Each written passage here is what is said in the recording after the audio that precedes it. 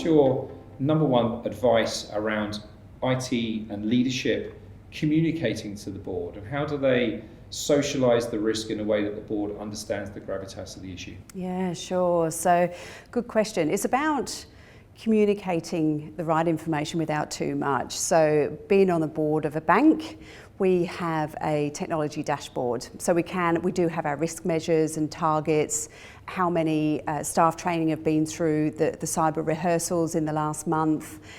But when you're on a private board, we don't have those prudential standards, so we're not regulated. So it's up to the board and the management team to set that framework and set those targets. So I think it's really about having an open conversation with the board, explain to this is what we've got in place, this is a framework, this is our cyber strategy, this is our plan should something happen, and really just keep that conversation going each month. How are we progressing with that? How are we evolving? Because obviously cyber attacks are so sophisticated and they're changing month by month, day by day, and we've got to keep up with that. And as a board, it's really about understanding what does that mean in the context of this environment, this company, and making sure that we protect our company and our customers.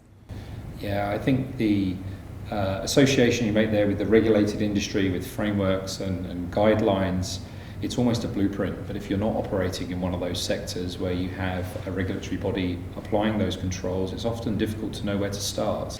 How does a board or a customer environment know that they've got the best tools and technologies in place?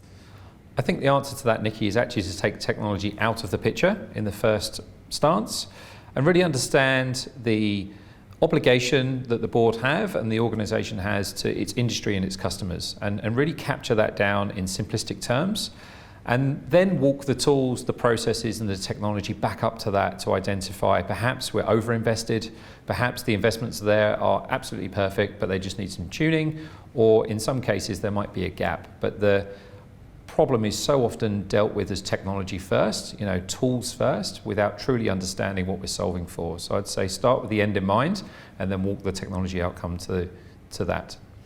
And as a director on a board, do you feel that management teams communicate enough to a board to keep up with the evolving landscape of cybersecurity challenge? Or what's your advice how we can just elevate the seriousness of the sophistication that we are now experiencing with cyber attacks?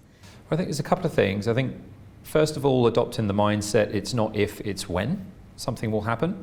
And then getting the attitude and the culture right and in an open and trusted way that bringing risks to the surface is okay. Often cyber risk is perceived to be something that we keep under wraps or isn't communicated until the very last moment. So I think you've got to flip that on its head. You've got to communicate early and often and head it off before it becomes an issue. And often then what you see is far lower in the organisation, threats are identified. You've got to create the culture from the top, but often it's the staff and it's the breadth of the organisation that sees the everyday issues. And if they start surfacing those issues for resolution, you can be far more effective at heading off the risk before the worst case scenario happens and you're in the when scenario.